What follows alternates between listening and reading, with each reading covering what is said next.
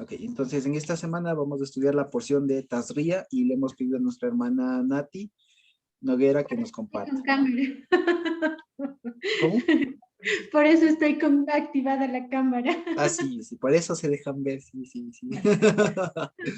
Está bien, entonces Nati, el tiempo es tuyo, Nati. Ay, gracias. Voy a compartir la pantalla. Por favor, Josué, gracias.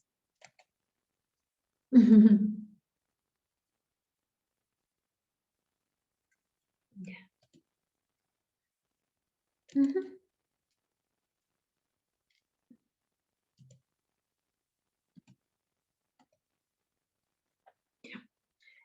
Ahí sí ya pueden mirar. Gracias. Bueno, amados hermanos, para mí ha sido como siempre una hermosa sorpresa el que el Señor nos permita compartir cada uno de nosotros, porque así aprendemos más y entendemos su voluntad, que es perfecta. Entonces, amados hermanos, solamente quiero hacer una pequeña oración porque, como todos nosotros, creo que solo Josué no se pone nervioso en la compartición. Entonces, yo quisiera poder hacer una oración para que Él me permita hablar las cosas que Él me ha mostrado y que Él mismo ha puesto en mi boca para que les comparta, amados hermanos. Señor, tu voluntad siempre es perfecta y siempre es por solidaridad y por amor a nosotros, Señor.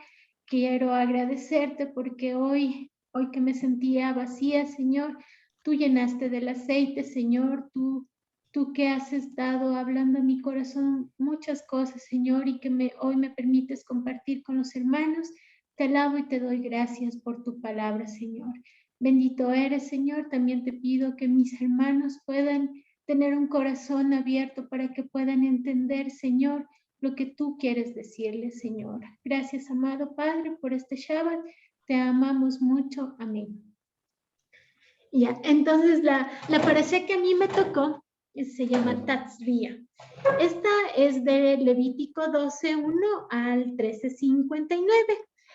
Yo le puse como nombre en el capítulo 12 es la Torá para después del parto. Y en el capítulo 13 estaba pensando en ponerle solo la Torá para Zaharat. Entonces voy a mirar, revisando el texto, encontré algunas palabras que ya las hemos estudiado antes, pero que ahora también se aplican bastante bien, como tamé, que no significa inmundo, porque el texto lo traduce como en español como inmundo, sino más bien mirarlo como que quiere decir no apto, no compatible con la santidad. Amar, que es una palabrita nueva y por eso la puse, que es como pronunciar, como dicho, no sé si estoy pronunciando bien, Shevad, que significa 7, Midah, que yo no encontré una traducción acorde, pero era como conforme a los días de la costumbre. Basar, que significa como carne, como circuncidada, Shimini, que es octavo. Aquí ese Shimini es como poniendo el día que el niño era presentado, circuncidado. Hatat, que significa, como ya hemos visto antes, la ofrenda por el pecado. Olá, la ofrenda por la reconciliación. Zarat, espero que pronuncie bien, una enfermedad que puede ser sexual, que se presenta como una llaga, como una hinchazón, como algo que deja huella, como un látigo, que se presume que es en el aparato reproductor masculino. Entonces, en el capítulo 12, en la Torá para después del parto, le puse de este nombre y va desde todo el capítulo 12. Este texto nos señala algo bastante peculiar del texto, es que cuando una mujer da a luz a un niño, tendrá 33 días como de purificación, que a la larga es como una reconstitución de la mujer que es necesario para que ella, después de la pérdida de sangre, después de todo el proceso de dar a luz, ella pueda repararse de alguna manera. Y a más de eso, 7 días donde estará en la incompatibilidad. En total, donde será incompatible con la santidad. En total, cuando la mujer da a luz un niño, va a tener 40 días como de reposición. Y si diera a luz una niña, serán 66 días de purificación y 14 días de incompatibilidad con la santidad, que a la larga son 80, es decir, el doble que del niño. La pregunta que me surgió cuando leí y que después les ha surgido a todos es por qué a una niña se le da el doble que a un niño. Estaba yo revisando un poco de texto y algunas personas en algunos comentarios nos dicen que hay algunas posiciones, pero me pareció un poco acercada a la realidad, porque soy una niña, diciendo que las niñas nacemos más pequeñas, tal vez necesitamos mayor cuidado, o también porque las niñas nos terminamos de formar un poco más tarde que los niños y porque más adelante estamos siendo preparadas desde que somos unos bebecitos para tal vez dar vida después en la edad adulta. Entonces, toda esa etapa morfológica de cambios biológicos y demás puede atribuirse a que la mamá tenga que quedarse el doble de tiempo con su niño, o sea, tener su espacio de 80 días y de los niños 40.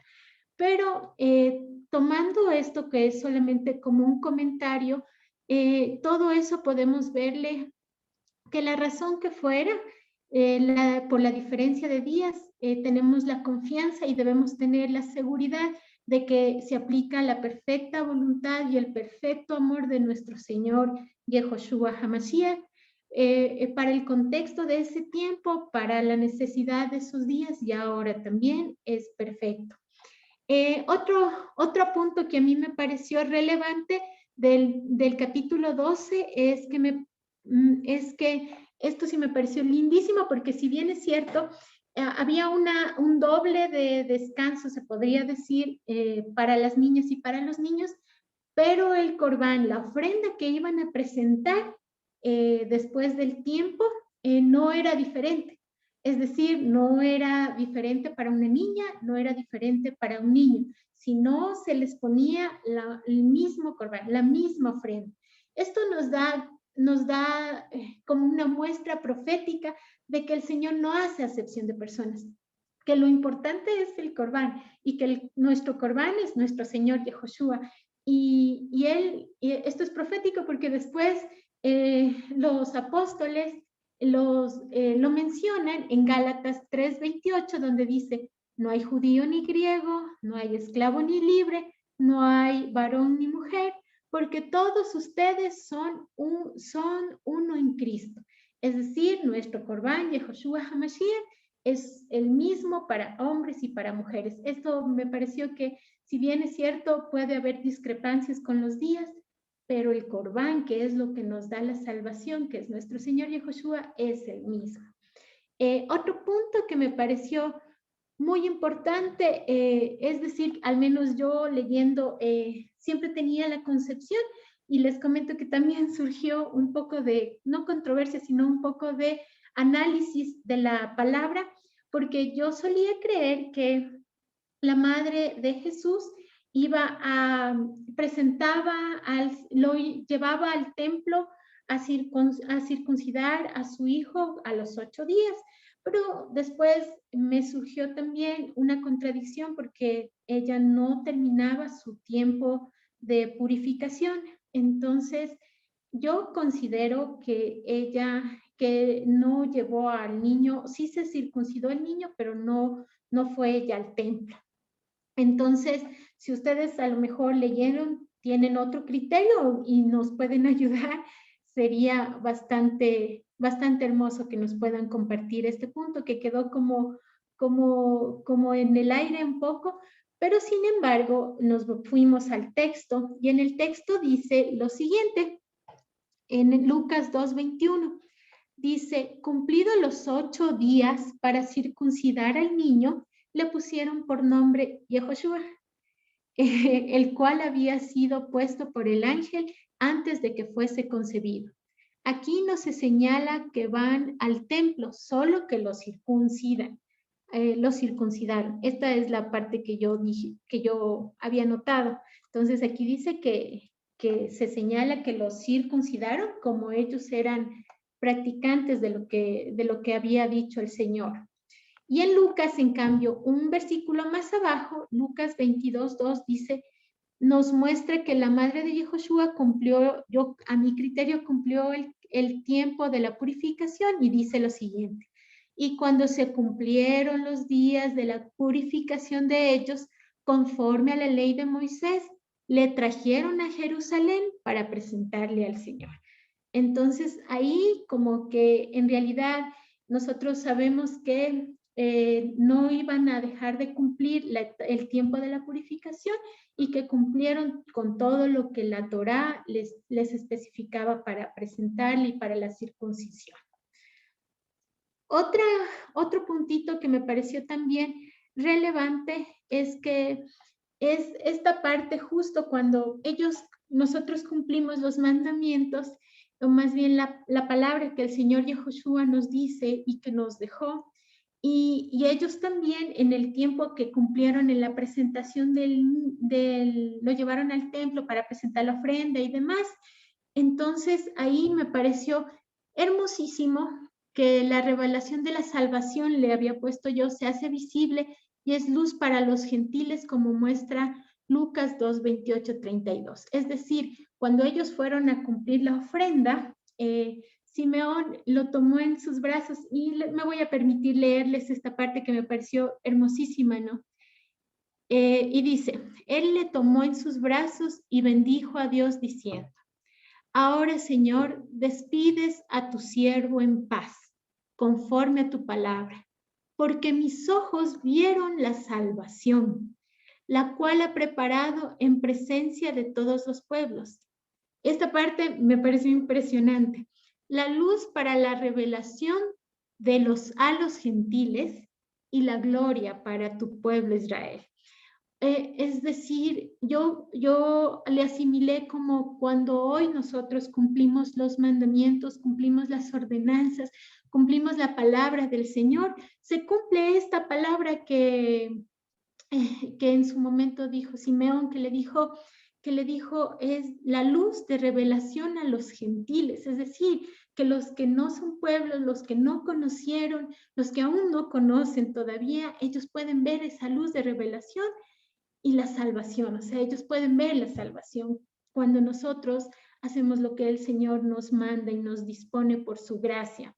Y es la gloria para su pueblo Israel. Esa parte me pareció muy, muy bonita y esto está en concordancia. Si alguien me quiere ayudar leyendo Isaías 49:5 y Isaías 49:5 y 6, que es una parte concordante con lo que afirma aquí Simeón y lo que nosotros vamos a mostrar también en nuestra práctica diaria de los mandamientos, de las ordenanzas, de sus promesas. Si alguien tiene...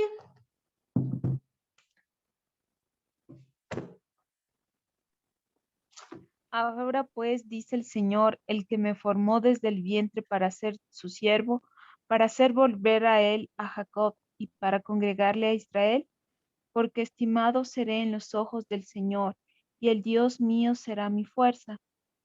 Dice, porque es para mí que tú seas mi siervo para levantar las tribus de Jacob y para que restaures el remanente de Israel. También te di por luz de las naciones, para que seas mi salvación hasta lo postrero de la tierra. Amén. Este capítulo en concordancia de que no solamente las promesas que son cumplidas en el Señor nos muestran la salvación, sino también entender cómo el Señor desde siempre ya estaba cumpliendo todo lo que la Torá decía como profecía, como lo vemos en Isaías 49:5 y 6. Para completar aquello, también una parte de este capítulo es que se señala que deberían presentar un olá y un hatat. Un olá o si no, pues, deberían presentar un olá y un hatat, es decir, deberían presentar un corderito, pero también se muestra que Yehoshua HaMashiach había nacido en un hogar donde no podían comprar un corderito, entonces ellos presentaron 2 tórtolas o 2 palominos, como también daban el espacio para presentar eso si no podíamos comprar un corderito.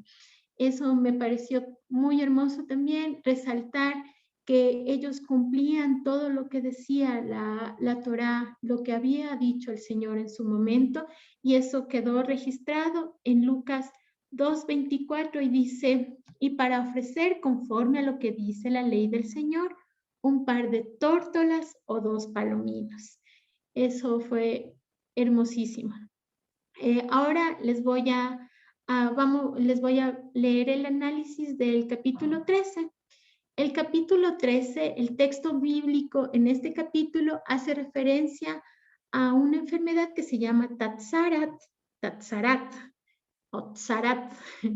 Esta enfermedad se podría pensar que se daba por un pecado oculto. Se lo podía visualizar en el cuerpo del hombre. Se podría también asumir que esta enfermedad se alojaba en el aparato reproductor masculino. En esta tzara en nuestras Biblias, en el capítulo 13, se lo traduce como lepra, pero nosotros debemos tener conocimiento de que la lepra es una enfermedad que es incurable y el tzarat no es necesariamente incurable, puesto que existe un procedimiento realizado por el sacerdote de examinar y si no lo volvían a encerrar y si no por 7 días, existía un procedimiento y la persona que tenía esta enfermedad, que había visto el sacerdote que tenía esta enfermedad, podría quedar limpio. En ese momento era incompatible, era tamé, pero podría ello quedar limpio después del proceso que tenía que hacer. Y aquí un punto muy importante que me pareció a mí resaltar es que el sacerdote era quien examinaba a la persona, ¿no? Debemos tomar en cuenta que esta persona tenía que pasar un proceso de confesión del pecado, ¿no? Entonces, al principio seguramente yo presumo que el pecado de él estaba oculto por ser un pecado que se supone que es de contexto sexual. Entonces, pero esta persona tenía que pasar por ese procedimiento de una confesión y un arrepentimiento y un dolor en su corazón y también de verse con esta enfermedad que se visualizaba físicamente. Entonces, aquí viene el procedimiento del sacerdote. Habla muy específicamente que el sacerdote examinará. Los que hemos ido a los médicos sabemos que los buenos médicos o los buenos examinan punto por punto, cosa por cosa, y si leemos todo el capítulo 13, como seguramente ya lo leyeron, examina si el cabellito, si existe la profundidad, si usted ve, es decir, el sacerdote era un experto en esto, que esa capacidad le dio el Señor para mirar más allá y tenía el Rúa que el Señor le había dado para que él pueda discernir en si ya estaba sano, si no estaba sano, si es incompatible o si ya es compatible con la santidad. Y seguramente yo no menciono aquí, ¿no? Pero ese proceso del sacerdote de confrontar a la persona con el pecado que había cometido es un proceso que a esta persona le lleva a darse cuenta de lo que había hecho, ¿no? Generalmente en ese tiempo también se presume que los ritos idolátricos tenían que ver con contacto con prostitutas o con alguna cosa así, porque había ese tipo de ritos. Entonces, resultado de aquello se podría presumir que tenían esta enfermedad, que más que una enfermedad era como una visualización del pecado pero aún veo que es la misericordia para que nosotros podamos acercarnos al Señor. Entonces, en este punto, me pareció hermosa la tarea del sacerdote y vino a mi corazón que nuestro sacerdote hoy en día, en ese tiempo solo revisaban a los hombres porque seguramente esa manifestación se daba en los hombres, pero ahora nuestro sacerdote, quien es Yehoshua HaMashiach, nos hace un examen profundo a nuestro corazón. Y Él es el que nos escudriña y nos revisa, y Él tiene la sola potestad para confrontarnos a nosotros con el pecado, por su gracia y su misericordia y por su solidaridad.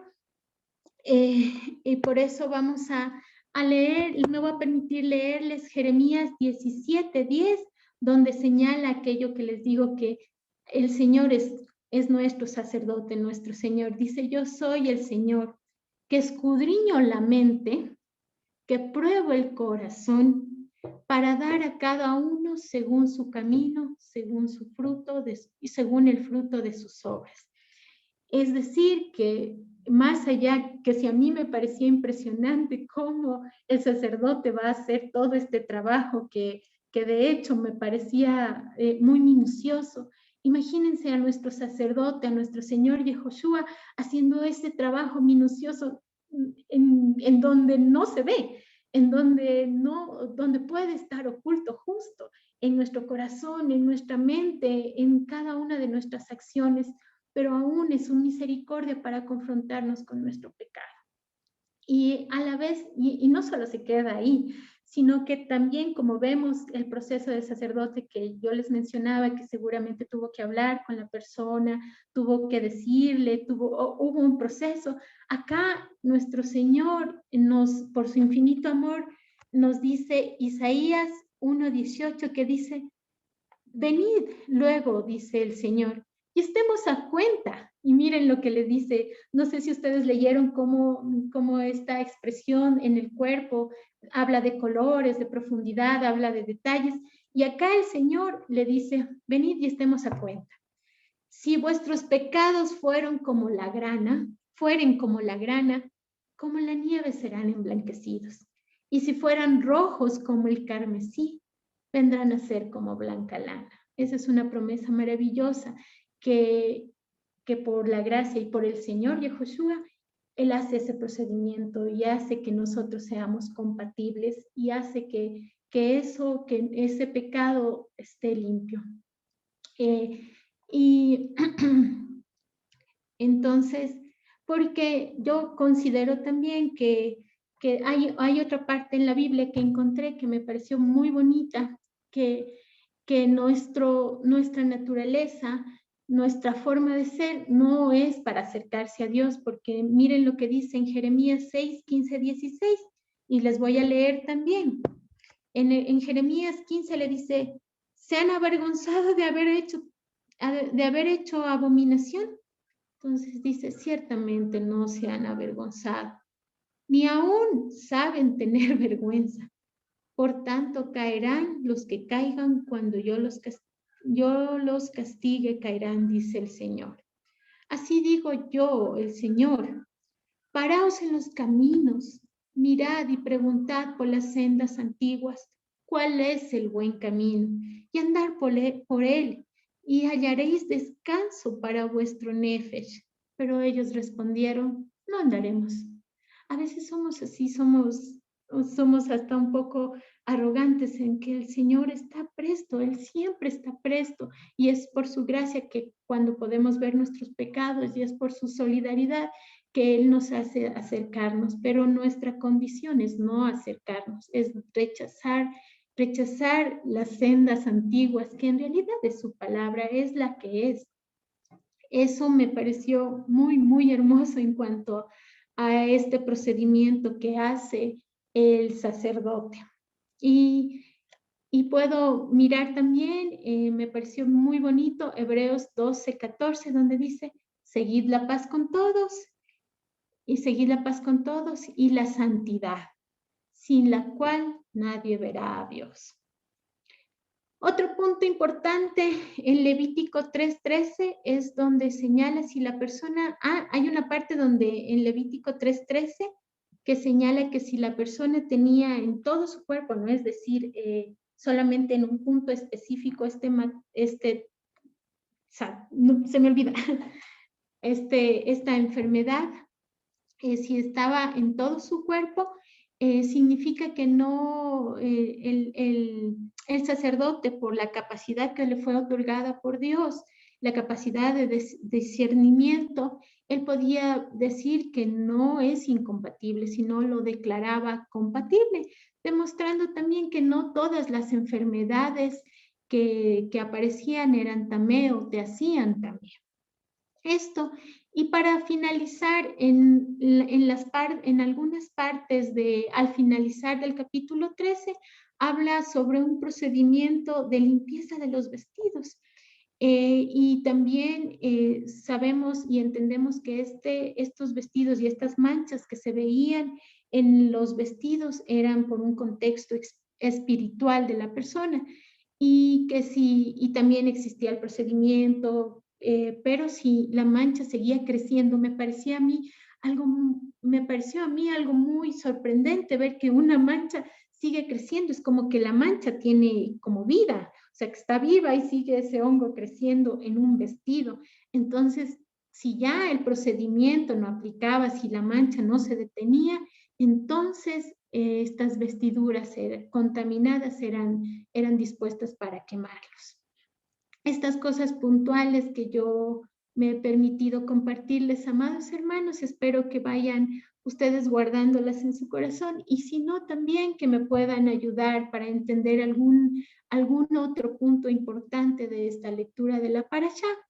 Los versículos a mejorar que yo he presentado están en Levítico 12:2, donde dice, habla a los hijos de Israel y dile, cuando la mujer genere simiente y dé a luz varón, será tamat, es decir, incompatible con la santidad. 7 días conforme a los días de su unidad de botat será incompatible. Y si diera luz a una hija, será también incompatible con la santidad, 2 semanas conforme a su separación, y 66 días estará purificándose en su sangre. Es decir, yo en los versículos a mejorar, lo que trataba era de cambiarle por las palabritas que ya hemos aprendido, o la hatá, tamé, incompatible, nidá, y le aumenté. En cambio, en los versículos, en el capítulo 13, en los versículos, lo que intenté cambiarle también es ponerle en lugar de lepra, zaraat, y también ponerle la palabra tamé, porque para que se pueda entender que no es inmundo, que no podemos ser inmundos, sino también que somos incompatibles. Eso, mis amados hermanos, yo les voy a pasar la parashá a Josué para que nos pueda compartir y ustedes puedan leer detenidamente los apuntes o lo que yo he podido observar de la parashá.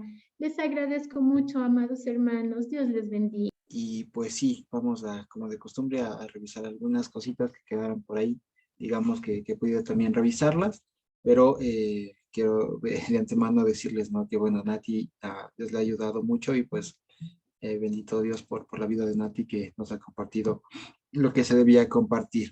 Así que nada más voy a decir algunas cosas que se pueden reflexionar, además de lo que ya se ha dicho, porque acordémonos que la palabra siempre nos está hablando en algunas esferas, en algunos niveles de profundidad, pero el más importante de todos es ¿cómo se diría? El literal, ¿no? Una forma de acercarse a la escritura de una manera literal, en la cual nosotros sabemos lo que dice. porque si no sabemos lo que dice, cómo lo dice, tenemos la línea, ¿no? Fija, digamos, o segura, la conocemos de cómo va, de qué va primero, qué va segundo, qué va tercero, todo ese procedimiento, si no lo tenemos, luego es poco probable que podamos profundizar en ello. Así que es primero y es bueno, por ejemplo, que sentemos buenas bases en aprender la palabra, en el sentido de tener una buena idea, un buen conocimiento de cómo es todo de cómo es, digamos, el texto, básicamente. Sí, de tal manera que luego sobre eso construir algo más, pues ya es más fácil. Perdón, perdón. Así que, al respecto de esta porción, que es una relativamente corta, perdón, pues nada más, en el capítulo 12, que es muy cortito, que habla precisamente sobre podríamos decir así, el procedimiento para rehabilitación, por decir así, o por habilitar, o el proceso de habilitación de una mujer cuando ha dado a luz, cuando ha fecundado y ha dado a luz. Y lo primero es que esta porción, miren ustedes que no hay que perder el contexto, que es muy importante. El contexto es que acaban de morir los hijos de Aarón por ofrecer fuego extraño. Y a partir de ahí el Señor comienza a dar varias instrucciones, varios mandamientos, Torot, leyes que le traducen, respecto de cómo acercarse a la santidad. Así que está todo esto en el contexto de que ha habido recién un ejemplo muy fuerte con el cual el Señor nos está llamando la atención para cuidarnos al momento de acercarnos a la santidad. ¿Sí? No porque Él sea malo, sino porque a veces nuestras condiciones o las condiciones de las que puede estar nuestro cuerpo, nosotros, pueden no ser compatible con la santidad. ¿Sí? Y por eso en el capítulo 10, 11 de Levítico, pues ha hablado sobre la condición en la que los sacerdotes deben estar para acercarse a la santidad. Luego ha dicho los alimentos o los animales que se pueden y no se pueden comer, y que eso también es santidad, ¿no? Y ahora va a decir cómo debe estar una persona, y ahora va a hablar precisamente de una familia, ¿sí? De cómo debe estar una familia, en especial esposo y esposa, para acercarse al Señor. Y habla precisamente de algo que indudablemente nos remite al Génesis y nos remite también a la Nueva Jerusalén, es decir, nos remite a un estado en donde, o mejor dicho, a un momento en el cual no había pecado. Sí, todo esto está relacionado.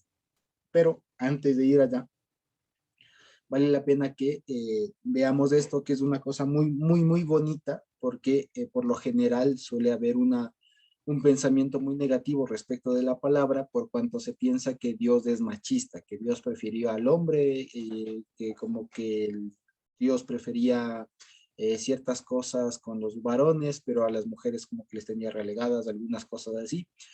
Y no es cierto, no es cierto. Al contrario, Dios siempre está enseñando que la mujer, la ayuda que Dios ha dado al varón, o la compañera, como se suele decir, es nada menos, nada inferior ni nada por el estilo, nada más que tiene otras funcionalidades en sí, funciona diferente, quiero decir, su cuerpo trabaja de manera diferente a la del hombre, y este pasaje, dicho sea de paso, si bien, si yo les pregunto a ustedes, ¿a quién está dirigido este pasaje? Ustedes me responderán, pues a la mujer.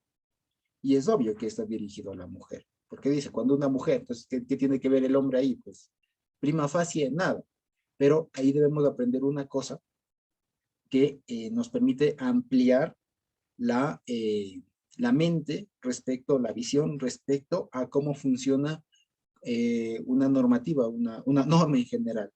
Y una norma, digamos, una prescripción, un mandato, llámenle ustedes un mandamiento, etcétera, una norma en general, contiene varias cosas. O sea, por decir, una misma prescripción, un mismo mandamiento puede contener varios procedimientos o varios destinatarios incluso, que pueden ser algunos explícitos y otros implícitos. Y ahora vamos a ver esto. Por ejemplo, dice en el versículo 2 del capítulo 12 de Levítico, habla o comunica a los hijos de Israel y diles, una mujer, ¿no? Cuando fecunde o cuando genere semilla, cuando fecunde y pariere un varón, ¿no? Estará inhabilitado 7 días, conforme a los días de su recomposición o de su restauración de su debilidad, estará inhabilitado, ¿sí? Entonces, primero que habla de cuando una mujer genere semilla, y eso es muy bonito porque se le da precisamente a la mujer esa calidad de aquella que genera semilla. Una cosa muy, no sé, muy poética, muy hermosa que de pronto quienes son papás lo pueden explicar mejor, y especialmente las mujeres, eso no lo puede explicar un hombre, de cómo es que dentro de sí está creciendo otra persona que ha generado vida, o sea, que ha generado vida y que de hecho de la mujer depende. De la mujer depende que se incruste, digamos, el cigoto, ¿no? Fecundado, que se incruste en el útero, que genere todas las condiciones y demás, porque puede ser que sea el cigoto, la mórula más fértil y más óptima, si en la matriz no hay las condiciones, pues eso no genera vida, no fecundado. Entonces miren ustedes que dice, cuando una mujer genere semilla, genere, y da llama mucho la atención que incluso el Señor compare siempre por este uso gramatical, ¿no? De tasría, de ahí viene también, acuérdense, ¿no? De el zera, que hemos llamado la semiente, la semilla, ¿se acuerdan? El zera, pues aquí es de eso hecho verbo. Entonces, de semilla, de que genere semilla, cuando la mujer genere semilla, y pues siempre se le está relacionando con el tema de la tierra, de la fecundidad y todo esto, ¿no? Y que dicho sea de paso, esto ha sido como una especie como de inconsciente colectivo de siempre, de cualquier cultura, se le relaciona a una mujer con la fertilidad. Por eso mayormente las diosas de la tierra, la Pachamama, son femeninas. Y de acuerdo a las culturas, les han retratado, por ejemplo, con atributos femeninos a veces hasta desproporcionados, etcétera. Y no digo que eso está pasando acá, sino que es muy llamativo, si es que esto, por ejemplo, le podemos elevar a un sentido un poco más profético, ¿no? De que alguna vez una mujer iba a dar a luz a un varón y iba a tener que cumplir esta norma. Y nos da el cumplimiento precisamente en Lucas, lo que nos recordaba Nati. Entonces, como que también podemos estar conectados con eso. ¿No es cierto? Y les decía, por ejemplo, si nosotros así, prima facie, leemos esto, todo le corresponde a la mujer. Y ustedes dirían, pues esto es como que unas restricciones, por así decirlo, bastante fuertes, tal vez, con respecto al tiempo de incompatibilidad, de no se mueve, etcétera, de no se acerque a Dios, ¿no? Pero resulta que aquí hay un mandamiento implícito, y es con el hombre. Porque si a la mujer le dice, tú vas a estar inhabilitada, incompatible, en una condición de recomposición por 40 días si es varón o por 80 días en total si es mujer, quien ha dado a luz el bebé. Entonces, ¿eso qué está diciendo? Es un mandamiento implícito para el hombre de que tiene que respetar ese tiempo y que tiene que tomar algunas otras actividades o actitudes cuando la mujer está en ese tiempo.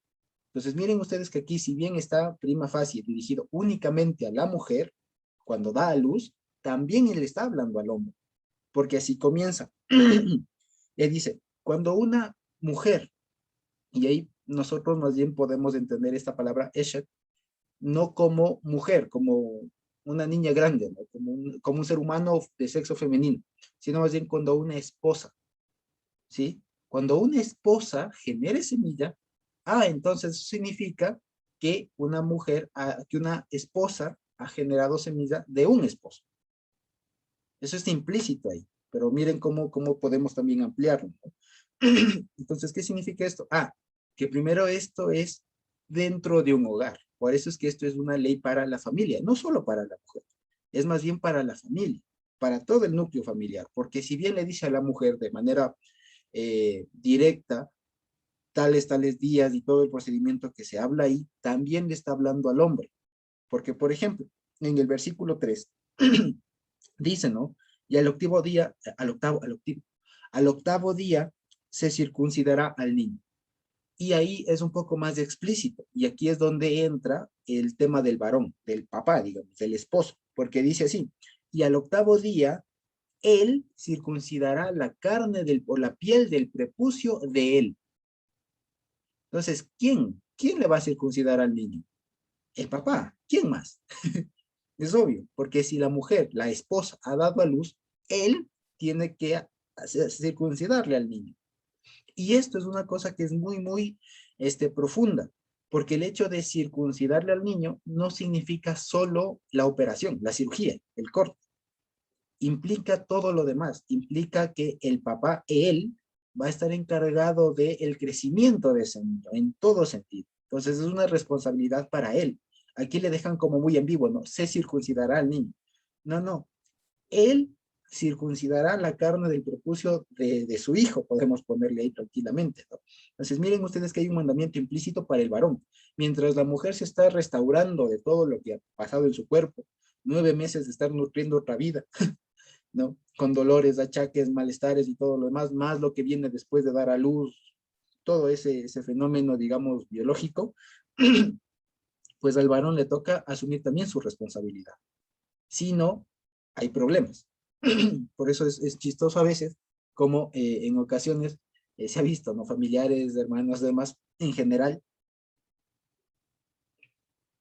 perdón, que es muy bonito cuando nace el niño, nace el bebé, y bueno, para las fotos primerito y las fotos y todo lo demás, pero cuando el niño se ensucia o pasa algo, le dicen así, ten tu hijo, le dicen, toma tu hijo, entonces claro, hasta ahí es el hijo de él. Entonces, algo le pasó al guagua, toma tu hijo, o viceversa, o viceversa también, ¿no? De las mamás también dicen, alguien lo hizo, toma tu hijo, cosas por el estilo. Entonces, no es así. Aquí está hablando de una responsabilidad muy fuerte respecto al papá también, ¿sí? Además de lo que podemos ver respecto de la mujer. Por lo tanto, hay otra cosa implícita. Si el hombre, más bien dicho, si la mujer está en un periodo de restauración, por así decirlo, de recomposición de su cuerpo, en 40 días, en 80 días, según el caso, eso significa que el hombre tiene que aprender a respetar ese espacio, como se suele decir, de la mujer. Tiene que aprender a cómo funciona el cuerpo de la mujer una vez que ha dado a luz. Que no es nomás de que, bueno, ya dio a luz, ya sigue haciendo las cosas, o ya a la intimidad y cosas por el estilo, que es básicamente a donde va eso. La mujer ha sufrido un desgaste tremendo, que ha nutrido a un ser humano por 9 meses, y eso es un desgaste muy, muy fuerte. Por lo tanto, el hombre también tiene que aprender a respetar eso, a comprender eso y a cuidarlo. Y yo tengo, por ejemplo, el testimonio de mi abuelito, del papá de mi papá, que cuando mi abuelita daba a luz a algún hermano, algún tío, alguna tía, mi abuelito le decía la dieta, y así llamaban incluso los antiguos, aquí no sé si ustedes han escuchado, la dieta. ¿Y qué era la dieta? Coincidentemente, 40 días en donde la mujer, después de dar a luz, primero que se le fajaba de una forma impresionante, ¿no? Se le fajaba para que se ajusten de nuevo todos sus huesos, de una cosa que los antiguos comprendían por la práctica, se le fajaba, se le encerraba en un cuarto que no le dé ni el aire y se le daba la mejor comida dentro de lo posible, ¿no? Como antes, pues mis abuelitos no es que tenían millonadas ni nada por el estilo, pues eran más bien personas del campo, entonces a darle caldo de gallina lo más posible y todo, y así se mantenían nuestras abuelitas y la gente antigua, y podían llegar a tener la cantidad de hijos que tenían. Mi abuelita tuvo como 8 o 9 hijos con algunos que de pronto no vivieron, pero dio a luz, ya dio a luz un montón. Y tenían hijos pues bastante, y les cuidaban. Y yo les digo, tengo el testimonio ahí de mi abuelito, yo no le conocí, pero cuentan todos que cuando daba a luz mi abuelita, pues él le cuidaba como nunca, que no le dé ni el aire, le daba la comida, le servía y todo lo demás. Porque es eso, porque es eso. Entonces miren ustedes, si aquí le está diciendo a la mujer, tú no te acercarás a la santidad o de estar en una condición de incompatibilidad por tantos días, eso es implícito para el hombre de que tiene que tomar cartas en el asunto. Porque si no, bonito fuera, ¿no? Bueno, estás inmunda, ahí quedas, ¿no? Estás inmunda, es más, ni te toco. No, es todo lo contrario.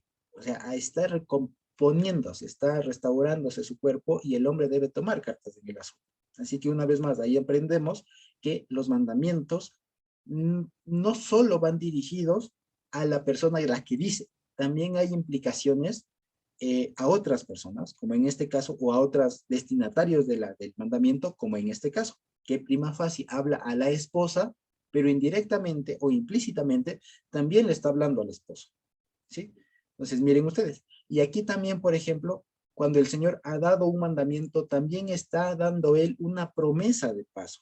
También Él está tomando responsabilidad, porque cuando Él dice, una mujer genere semilla, no es que de ella decide, pues yo decido ahorita engendrar, ¿no?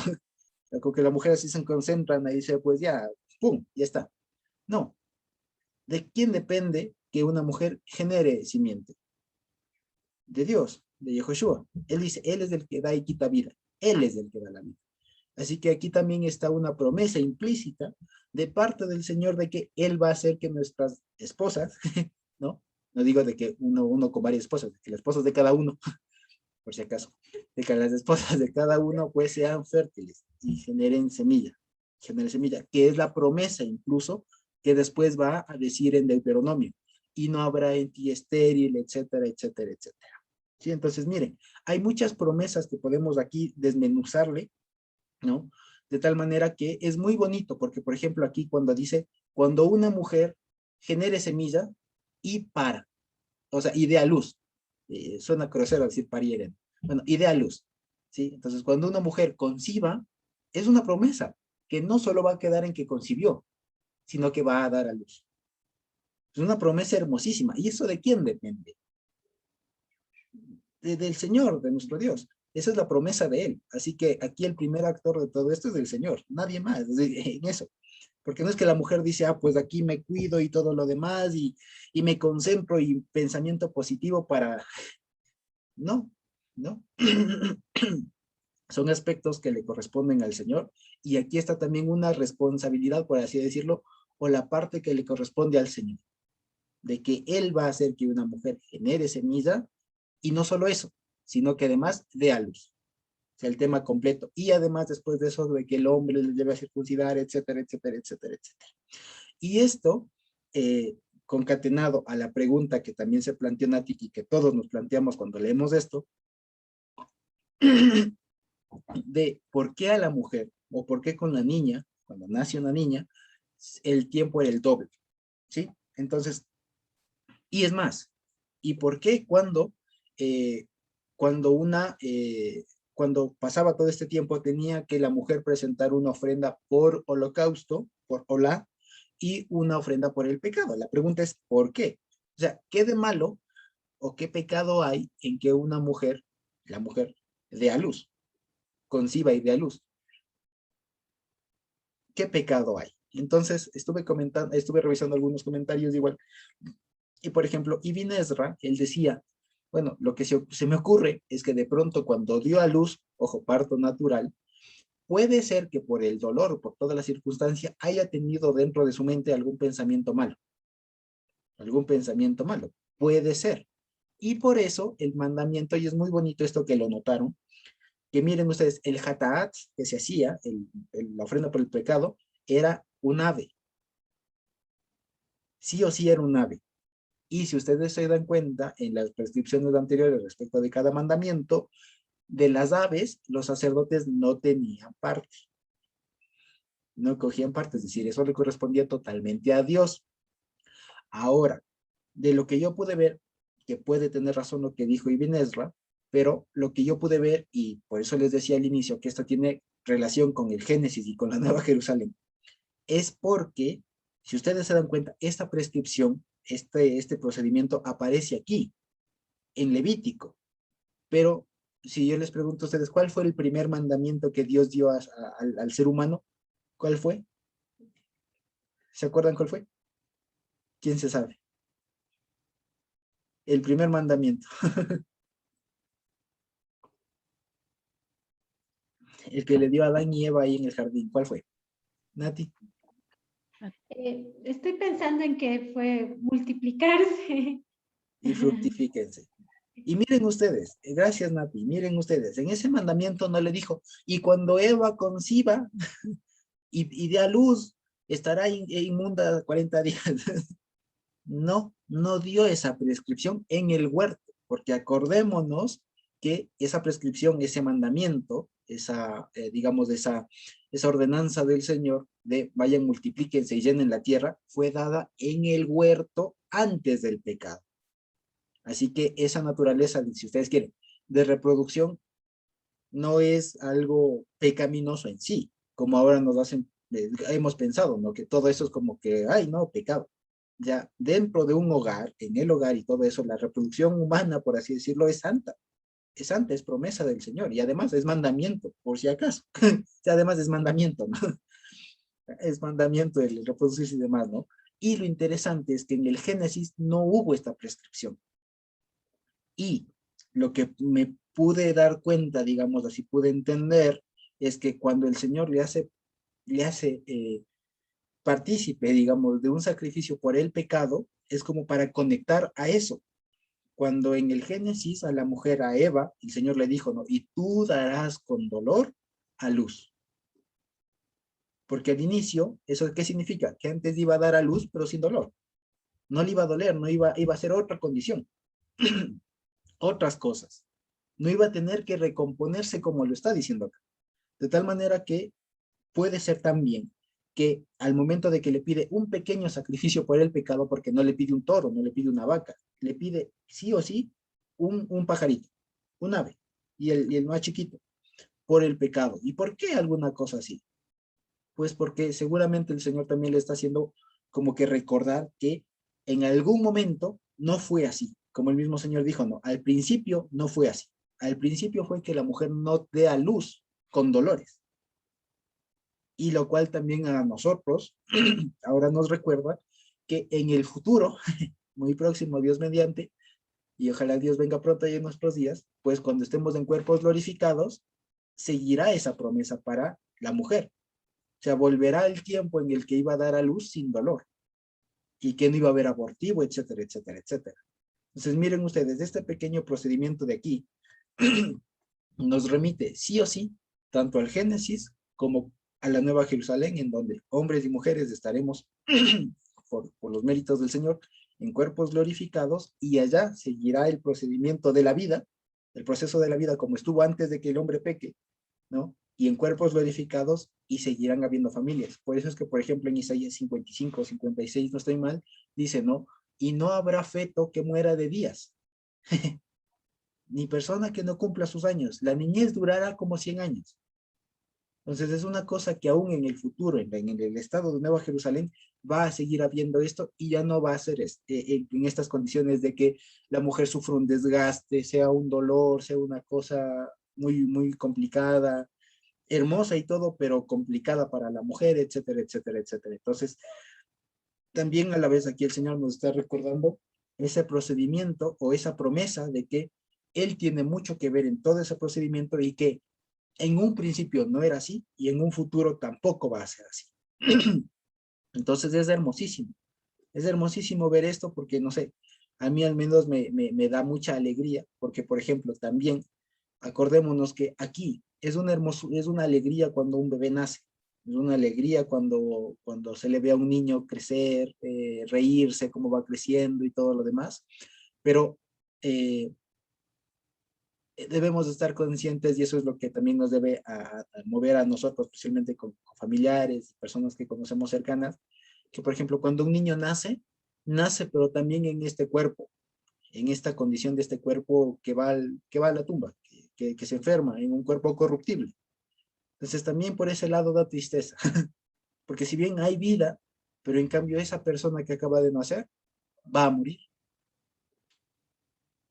Entonces miren ustedes, cuando el Señor aquí manda a hacer un sacrificio por el pecado, no es porque sea malo, sino para que de pronto estemos conscientes del pecado que hay en nosotros, o sea, de nuestro cuerpo pecaminoso, para que estemos conscientes, para que no solo celebremos como decir, ah, nació la vida, hermoso, ¿no? No, estamos todavía como que esperando, anhelando el momento en donde un niño, no sé, alguna cosa hermosa, en donde un niño salga un ser viviente, ¿no? Salga un bebé, pero ya en cuerpo glorificado, una cosa que impresionante, no sé, una persona que nazca para no morir. Es una cosa hermosísima, ¿no? Una cosa hermosísima. Aquí todos sabemos que hasta mueren bebés, una cosa muy triste. y que aún si, y que si crece y todo, esa persona va a morir en algún lado. Y si no se le predica, pues va a morir por dos. Pero en cambio es la promesa de que en algún momento las mujeres, las hijas del Señor van a concebir, van a dar a luz y su niño, el producto de eso, ¿no? Ya no va a morir. Es una promesa impresionante que también me hizo reflexionar a propósito de todo esto, ¿no? De por qué un sacrificio por el pecado. Pues es muy profundo y nos está llevando al momento en donde no había eso y al momento en donde no habrá eso. Entonces es una cosa que nos sigue recordando a nosotros y ahora más que nunca nos hace pensar todavía en que si aquí la vida es hermosa, pues allá es mucho mejor, ¿no? Sí, amén. Entonces eso miren ustedes, ¿sí? Y además, como les decía, también en esta porción aprendemos algo que es una cosa que pueden ustedes investigar también un poco más, que es que en la Biblia hay números tipológicos, o lo que a veces se suele decir números simbólicos, ¿no? Por ejemplo, el número 40 en la Biblia es un número que representa una restauración, si ustedes quieren, una restauración o una preparación, ¿sí? Por ejemplo, 40 días es el tiempo que se necesita para restituir a una mujer luego del parto de un varón. 40 años fue el tiempo en que se tomó el pueblo de Israel para restituir toda la generación mala, ¿no? Por una buena y entrar a la tierra prometida. 40 días, ¿no es cierto? Fue el tiempo del diluvio, si no estoy mal, ¿se acuerdan? 40 días también fue el tiempo en el que nuestro Señor Yehoshua ayunó. Y es muy hermoso con el Señor Yehoshua, porque imagínense, ¿ustedes se acuerdan después de qué evento es que él se va al desierto a ayunar? ¿Qué pasó antes de que vaya al desierto? ¿Alguien se acuerda?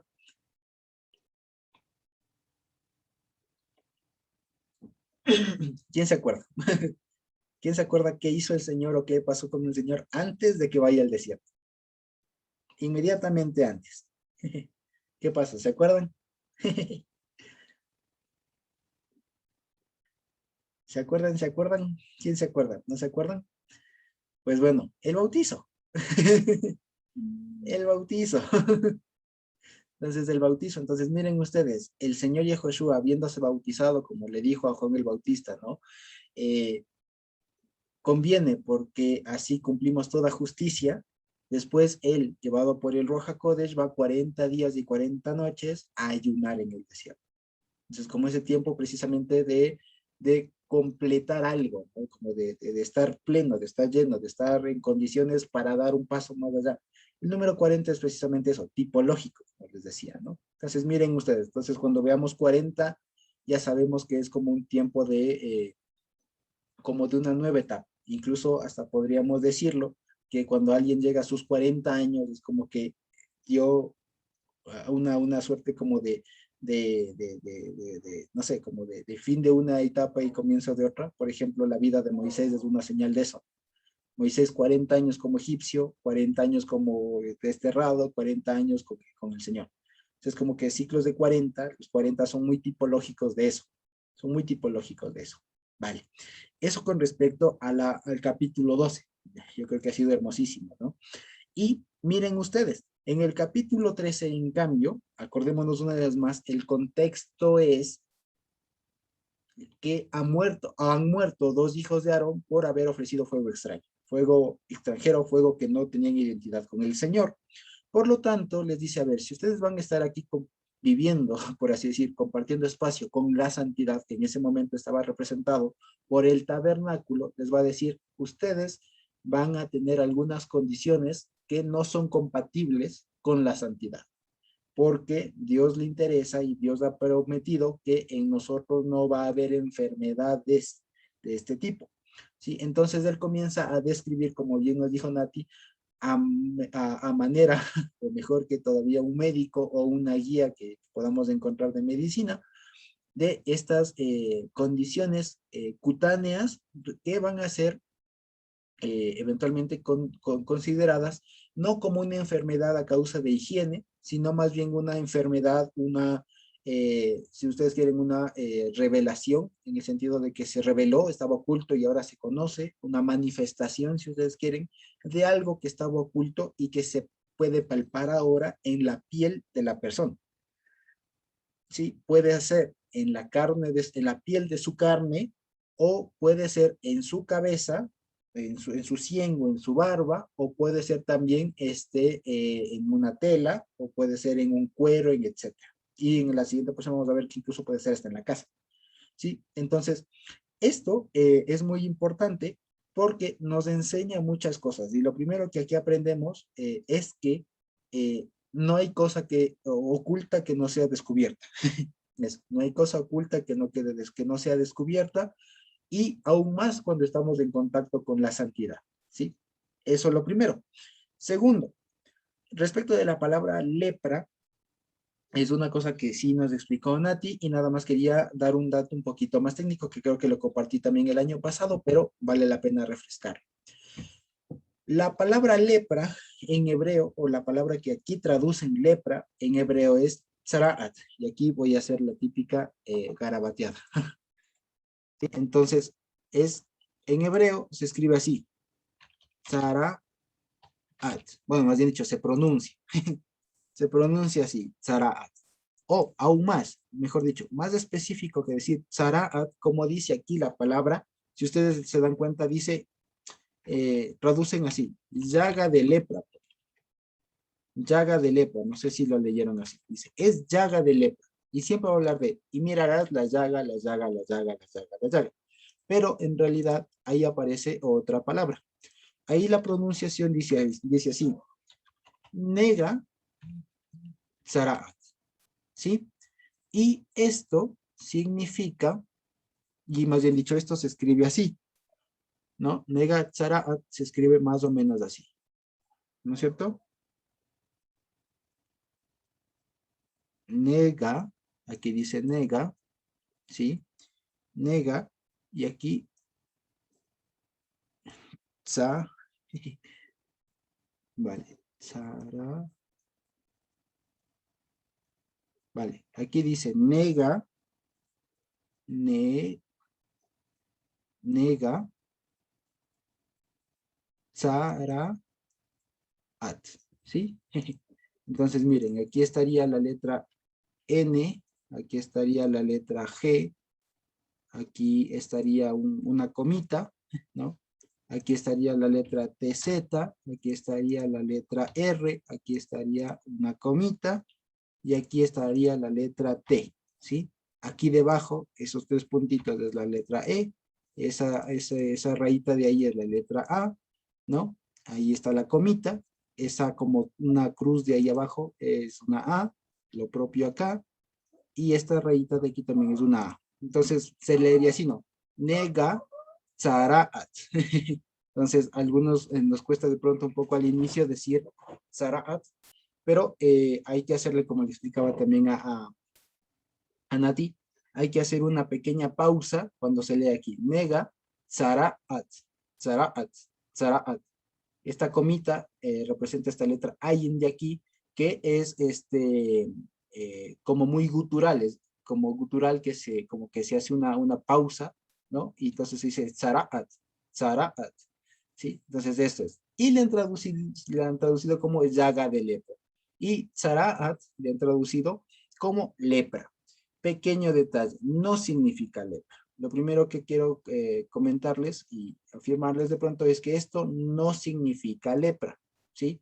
Y nega no necesariamente significa llaga, ¿sí? Entonces aquí más bien lo vamos a poner o entenderle como toque de tzaraat, ¿sí? Tzaraat, vale.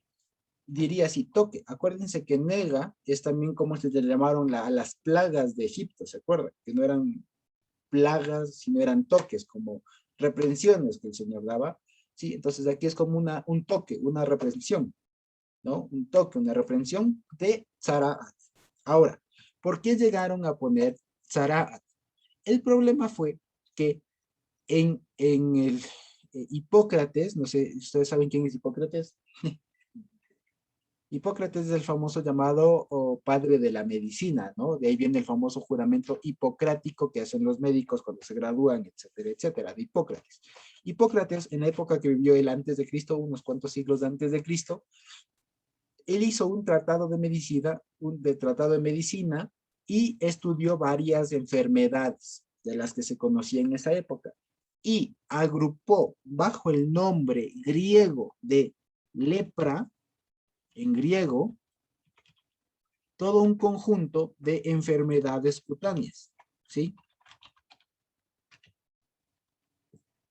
Todo un conjunto de enfermedades cutáneas, él la catalogó como lepra, ¿sí?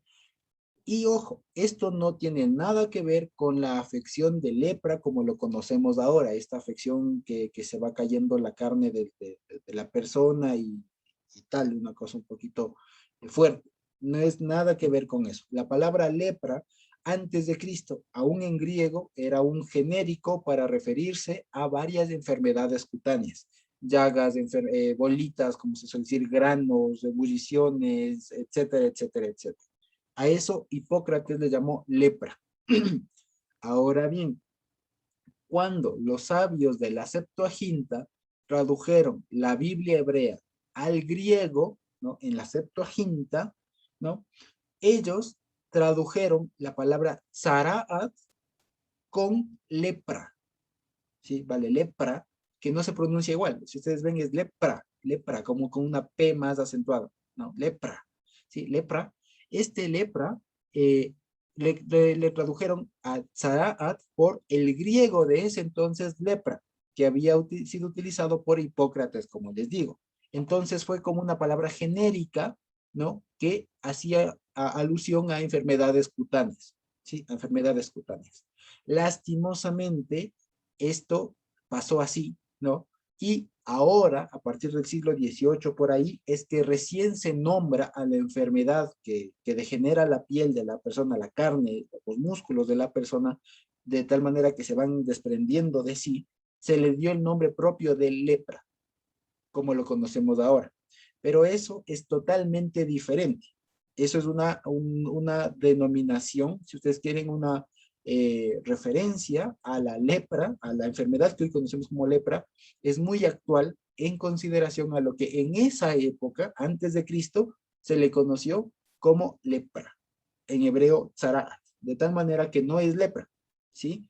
Y no hace falta, o más bien dicho, no haría falta estas aclaraciones porque, simple, ¿cómo le va a dar lepra, si lo pensamos la enfermedad actual, a una casa? ¿O cómo le va a dar lepra a una tela, a una piel? ¿Cómo le va a dar lepra? Es ilógico, pero para que veamos cómo a veces nos juega la mente. Entonces, siempre les pongo de ejemplo lo que a mí me pasaba de chiquito, ¿no? De que cuando yo leía que Dios botó los carros del faraón, yo me imaginaba carro actual, o sea, con carrocería, llantas y todo eso, decía los carros del faraón, porque ahí dice carro. ¿Y qué va a decir que no dice carro? Ahí dice carro. Ahí dice carro. Yo me imaginaba que faraón iba manejando, de alguna cosa así. ¿Por qué decía carro? Pero claro, la misma palabra, pero que unos cuantos milenios antes era otra cosa. Entonces, lo mismo. Aquí aparece la palabra lepra, sí, pero no la tenemos que entender con mente siglo XXI, sino como lo entendería alguien de la época. Y en la época no se conocía como lepra a lo que hoy conocemos como lepra, ¿sí? Se conocía como otra cosa, ¿sí? Entonces aquí de manera general, tzaraat, de manera genérica, son enfermedades cutáneas, ¿sí? Son enfermedades cutáneas, o más exactamente cuando lo trabajamos aquí con este nombre que sale en la Biblia de nega tzaraat, que es toque de tzaraat, podemos decir sí, es un toque en la piel por un pecado oculto. Básicamente es eso, ¿sí? Es un toque en la piel por un pecado oculto. Eso es básicamente nega tzaraat, ¿sí? Y vemos que esto se puede, digamos, percibir o puede aparecer en varias partes. Primero, en la piel de la carne, de la carne, de la carne de él. Está hablando de un varón. La piel de la carne de él. Y esto de la piel de la carne, miren ustedes que la traducción, ayer me daba un poco de gracia, porque a veces la traducción no sé, a veces a los traductores de la Biblia les pasa algo seguramente por todo el trabajo que tuvieron que hacer y bueno, como que fue muy abrumador. Y miren ustedes, alguien por favor me puede ayudar leyendo el versículo 3, ¿no? El versículo 3 de Levítico 13. Miren ustedes, ¿sí? Y miren, si nos fijamos desde el versículo 2, va a hablar de la piel de su cuerpo, pero en el versículo 3 algo pasa y traduce diferente la misma parte. ¿Cómo dice? Nati. Y el sacerdote mirará la llaga en la piel del cuerpo, y si el pelo en la llaga se ha vuelto blanco y pareciere la llaga más profunda de la piel, de la carne, llaga de la lepra es, y el sacerdote reconocerá y declarará inmundo. Amén. Nos damos cuenta porque incluso Nati ya lo notó, ¿no? Traducen la piel de la carne, la piel de la carne, perdón, la piel del cuerpo, la piel del cuerpo, la piel del cuerpo, y en algún momento ponen la piel de la carne. Entonces es como que, ven que ahí sí dice piel de la carne. A veces no se necesita saber hebreo y cosas por decirlo, sino nada más darnos cuenta que es piel de la carne. Ahora, pequeño detalle. La palabra que aquí aparece es basar, ¿sí? Es basar, ¿sí? Que como toda palabra tiene varios usos, ¿sí? Entonces, aquí, por ejemplo, lo que dice aquí es beor, vaya, es be, vaya, be, ay, me salió una ay súper chueca, vaya, be, beor, ¿vale? O parece dale eso, beor, ni así, beor, ¿vale? Beor, besaro, bueno, me salió un poquito chueco. Imagínense que son la grafía de los rollos del Mar Muerto ya. Entonces aquí está, dice, beor, besaro.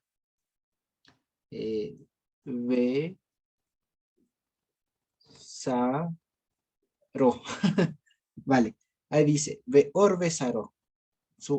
Como suelen decirlo. Supongamos que dice, beor besaro. ¿Sí? Ahí dice así. ¿Eso qué significa? Or es piel. Or es piel.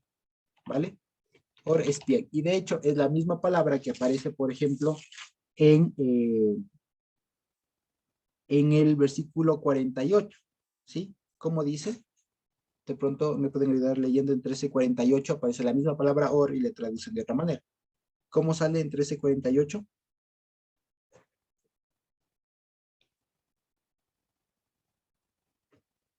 En el 13:48. Dice, o, o en, du, o en, o en un timbre, o en trama de lino, o de lana, o en cuero, o en cualquier obra de cuero. Vale, esa palabra que pone en cuero es or. Es or, piel. Piel de animal. Se entiende el cuero, ¿no? Pero es piel. ¿No? Piel. Entonces, miren, entonces es en la piel, ¿no? Or sería en la piel, y la palabra basar, que es esta de aquí, que son las letras Beit, ¿no? Shin y Reish, basar, significan algunas cosas. O sea, tiene varios usos la palabra, ¿sí? Entonces, para que comprendamos cómo es que se dio este asunto. Entonces, basar significa tanto carne, por ejemplo, en las porciones anteriores hemos visto que, por ejemplo, el basar del sacrificio de Olá se quemaba todo. ¿Qué significa? La carne del animal de Olá se quemaba todo. ¿Sí? Basar significa carne, ¿no? Otro uso de la palabra también significa cuerpo. Como decir los músculos del cuerpo, ¿sí? Entonces, miren ustedes, tiene los dos usos la palabra. En realidad sí, pero el asunto es que cuando está en esta forma de orbesaro, o sea, la piel de su carne, de la carne de él, miren ustedes que es una cosa muy específica y casi prácticamente podríamos decir que es un tecnicismo. Es un tecnicismo para referirse a alguna parte del cuerpo del hombre, porque dice de él, no dice de ella, dice de él, ¿no? En la piel de la carne de él, si ustedes quieren, o del cuerpo de él. ¿De dónde? Pues de todo lo que se ve, básicamente es que se refiere, sí, precisamente al órgano reproductor masculino. ¿sí? Entonces es la piel de la carne de él, Beor Besaro, y como vemos, en el versículo 3 da un poco de gracia, porque arriba ponen la piel del cuerpo, y abajo sí ponen la piel de la carne, después vuelven a producir la piel del cuerpo. Entonces, como que no hay mucha coherencia en la traducción. Si van a poner piel de la carne, pues pongan piel así en todo. Si van a poner cuerpo, pongan cuerpo en todo, pero como que traducen un poco a voluntad, ¿no? Entonces, aparece en principio aquí, en la piel de la carne de él, ¿vale? En la piel de la carne de él. Segundo, ¿en dónde más aparece? Todo esto desde el versículo 1 del capítulo 13 hasta casi el versículo 28 habla solamente de las posibilidades de cuando aparezca en la piel de la carne de él, ¿sí? Después, a partir del versículo 29, nos da el segundo lugar donde puede aparecer. Y miren ustedes que aquí ya puede pasar a un hombre o a una mujer. Dice, al hombre o a la mujer que le saliere un toque en la cabeza o en el mentón, en la quijada, ¿no? Entonces dice, en la cabeza, ¿no? ¿En dónde puede salir? En la cabeza o en la, como ponen ahí, barba. O sea, entiéndase quijada. En la quijada. De una forma un poco más coloquial, en la jeta. ¿Sí? Aquí en la quijada, ¿no? Y va a seguir hablando de eso, y a partir del capítulo 40, ¿no es cierto? Va a hablar también de la cabeza, pero en algún lugar específico, que puede ser en la 100, ¿no? En la 100, o más bien dicho, todo ese pasaje mismo habla de que puede ser en la 100 o en la nuca, ¿sí? Y básicamente eso, ¿sí? Luego, ¿en dónde más puede aparecer? Ya no en un cuerpo humano, sino también hasta en esta porción vamos a ver que puede aparecer en una tela, ¿no? Y esto puede ser de vegetal, de origen vegetal o animal. Por eso dice trama, urdimbre, etcétera, etcétera, o en cualquier utensilio de piel, de cuero, ¿sí? Entonces puede aparecer también en esto. La siguiente porción vamos a ver que incluso puede aparecer en una casa, ¿sí? En las paredes de una casa, en las paredes de una casa. Entonces miren ustedes, si lo vemos así, una vez más corroboramos que no puede darle lepra a una casa. O sea, no puede darle lepra, como lo que hacemos ahora, a una casa. Entonces, es otra afección, ¿sí? Y lo interesante es que primero va a hablar de algunos tipos de afecciones, como vamos a ver ahorita, ¿sí? Entonces, el Señor nos describe algunos tipos de afecciones. El primero, o más básicamente los describe ahí todos, es en el versículo 2 que dice, ¿no? Cuando un hombre tuviere en la piel de su carne, y aquí ponen hinchazón, erupción o mancha blanca, ¿vale? Entonces, ahí dice, más bien, dice, si hubiere. Entonces, vamos a ponerle clase A, más bien, ¿sí? Clase A es, se llama SET, ¿sí? Es SET, ajá, que esto sería como una elevación, entiéndase, un hinchazón, ¿sí? Básicamente es eso, una elevación, una hinchazón. La 2, la tipo B, se llama zafaja, ¿sí? Y esto es lo que aquí han traducido como erupción. Y puede ser, sí, una forma de una herida, una llaga, ¿no? O una erupción. Es decir, es especialmente una, como nosotros a veces solemos tener, imagínense un hematoma, algo que se ha hinchado, como nosotros solemos decir un chibolo, pero que se ha abierto, ¿sí? Que se ha abierto, eso básicamente es como una erupción, pero que se ha abierto. Imagínense un grano abierto, algo así, una cosa así, ¿sí? Luego, lo tercero, que ponen aquí, lo que traducen mancha blanca, eso es Bajeret Labán. Y el Bajeret Labán sí significa mancha blanca, ¿no? Pero más que mancha, o también puede ser una escama, ¿no? O también puede ser como una ampolla blanca, ¿sí? Entonces imagínense ustedes como una manchita, como a veces estas que suelen salir como de los hongos, o una escamita como una protuberancia, como una suerte de caspa, imagínense ustedes que es como un descascaramiento, después se diría, o no, cuando se descascara como la piel, o una ampolla, en el sentido de que la ampolla cuando sale es precisamente llena de agua y es blanca y queda como que si se revienta queda pues ahí como una suerte de escama, como reventada la piel, por decir así, ¿sí? Entonces, estas son las tres que nos dicen ahí, ¿sí? Luego, va a hablar precisamente en los siguientes versículos, va a decir que son básicamente estos, son hinchaciones, son unas erupciones, son unas protuberancias, si ustedes quieren, pero chiquitas, no se imaginen un tumor así enorme, sino unas como granitos, más bien dicho, ¿no? Que van a tener estas características, ¿sí? Y lo curioso es que cualquiera puede tener de este tipo de cosas, ¿sí? Pero van a tener que cumplir algunas condiciones. Primero, que sea más profunda que la piel o que la carne, ¿sí? Segundo, que el pelo sea blanco y que se haya expandido por la demás piel, ¿sí? Si es que cualquiera de estas afecciones cutáneas, ¿no es cierto?, cumplía con estas condiciones, entonces sí era tzara. Por eso vemos que veía, por ejemplo, me salió un set, por decir, una elevación, un hinchazón. Iba y le decía al sumo sacerdote, míreme qué ha pasado, y él decía, mira, sabes que el pelo no está blanco o está de otra manera, encerremos de 7 días, veían, no cumplía estos requisitos de que sea más profundo, de que el pelo se haya vuelto blanco y que se haya expandido por la piel, decía, pues no, era simplemente un granito, por decir, no era mayor cosa. No tenía esta calidad de tzaraat.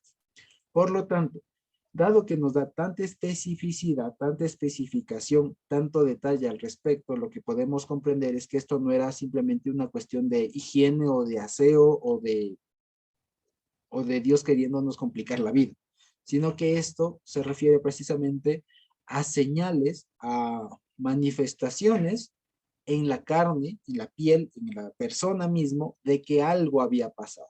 Y por ejemplo, nuestro hermano Eric en algún video también nos comparte que hay un estudio que propone, ¿no?, que esto se refiere precisamente a ciertas enfermedades venéreas por el tecnicismo de la piel de la carne de él. De tal manera que puede relacionarse con alguna suerte de herpes o alguna cosa que puede ser eso. Ahora, ¿por qué tenía que ver el sumo sacerdote? Y esto es lo hermosísimo. El sumo sacerdote es el que o le limpiaba o le hacía inmuno. Porque aquí nosotros cuando leemos dice, ¿no? Y el sumo sacerdote lo declarará inmuno. No sé si lo leemos así en cualquier lado, por ejemplo. Podemos verle. Sí, cuando dice, lo declarará en el 3, por ejemplo. En el 13:3 al final dice, ¿no? Y el sacerdote le mirará y le declarará inmundo. Entonces ponen le declarará, pero no es que le declarará como para decir, no sé, porque de pronto nosotros nos imaginamos que ya corrobora la situación y después dice, este es inmundo, como que le declara. Pero en realidad lo que está diciendo es que el sumo sacerdote viendo eso le dice, como decir, le atribuye la calidad de. O sea, si el sumo sacerdote no le decía, no le decía, este está en esta situación, en estas condiciones, no pasaba nada. Lo que quiero decir es, el sumo sacerdote tenía la competencia, si ustedes quieren, la capacidad, ¿no?, la atribución de hacer a la persona tamé o hacer a la persona tajor. Entonces eso es lo que quiero que notemos. El sumo sacerdote tenía dentro de sus facultades el decir, este es tajor y este es tamé. Este está limpio y este es puro. O sea, esto vale y esto no vale. O sea, dentro del sumo sacerdote. Y lo interesante es que estas situaciones se tenían que tratar o con el sumo sacerdote o con uno de sus hijos. Y por sus hijos entiéndase sus descendientes, ¿no? Porque Aarón no iba a estar siempre. Entonces, o con Aarón o con uno de sus descendientes. Y sabemos que la palabra hijo es también portador, con alguien que cargue lo que portaba a Aarón, el sumo sacerdocio. De tal manera que el sumo sacerdote nuestro es el que tiene la potestad de hacer limpio o hacer impuro también a alguien. Entonces eso es lo importantísimo, porque aquí básicamente es como que si leemos en la traducción, parecería que el sumo sacerdote tiene solo una facultad como declarativa, como descriptiva, ¿no? Como que cumple un checklist y dice, este cumple estas condiciones, como que lo declara, lo proclama, pero no es tan así en hebreo. Dice que el sumo sacerdote le hará. Eso es una cosa media media complicado, o sea, está tamé, pero en forma de verbo. O sea, como decir, le impurificará, alguna cosa así. Algo así, como que el propio sacerdote ejerce esa acción, ¿sí? Ejerce esa acción de hacerle tamé a la persona o de hacerle tajor a la persona. ¿Sí? Entonces es muy, muy interesante esa atribución, esa cualidad que tenía el sumo sacerdote y que ahora le entendemos más todavía cuando viene Yehoshua y se topa con un montón de personas que tenían estas condiciones y tranquilamente va y le topa y le dice, tranquilo, ya todos tus pecados te son perdonados y todo lo demás. O sea, porque él es el sumo sacerdote y él mismo tenía la cualidad de decir, tú ya estás tajor, tú todavía estás también, etcétera. Es una cosa impresionante que aquí de pronto en español no se saborea mucho, pero en hebreo sí, en hebreo dice, y el sumo sacerdote y el sacerdote le hará tamé, o le hará tajor, como decir, le limpiará o le ensuciará, por decirlo así. Entonces es como que el propio sumo sacerdote. Y ahora lo entendemos más una vez más, como les digo, venido Yehoshua HaMashiach. Él es el que nos limpia o no nos limpia. Eso básicamente, o nos limpia o no nos limpia. Entonces eso es lo hermoso, ¿sí? Y pues miren ustedes, hay algunas otras condiciones, por ejemplo, estas son como como decir así, las estándar, por así decir, las comunes, pero hay otras más, por ejemplo, hay otra que, por ejemplo, se llama el Shahin, ¿no? Shahin,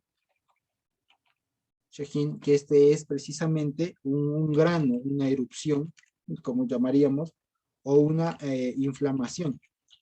¿Sí? Que eso es, por ejemplo, lo que le daba a la persona cuando se quemaba, ¿sí? Cuando se quemaba podía salirse como una ampolla, un grano, algo así, y tal. Eso era otro tipo de. También había otro, que es ya los que salían en la cabeza, ¿no?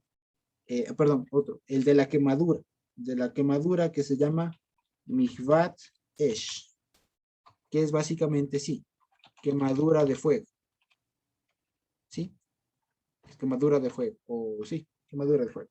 Luego había otra, un tipo F, por así decirlo, que era ya lo que salía en la cabeza. Y este era, el primero se llama Netec, ¿sí?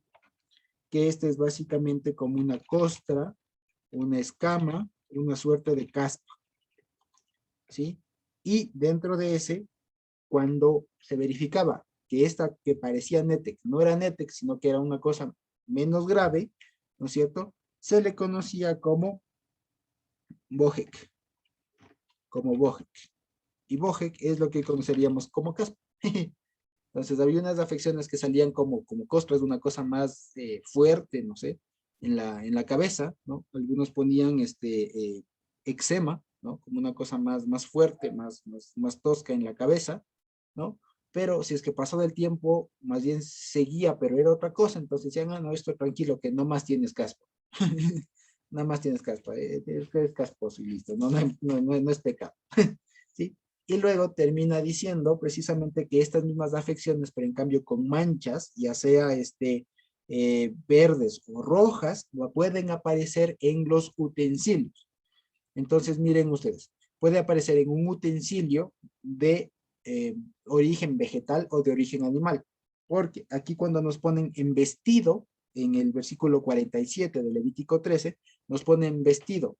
Pero Big Day más bien hace referencia a telas, a una tela en general, porque acuérdense que en ese tiempo no había plástico, no había las cosas que hoy tenemos, así que las cosas se guardaban en telas y se hacía utensilios de telas, bolsas de tela. Hace no mucho tiempo, todavía yo me acuerdo que, por ejemplo, y creo que todavía se vende, pero se vendía, por ejemplo, la harina se vendía en costales de tela, ¿no?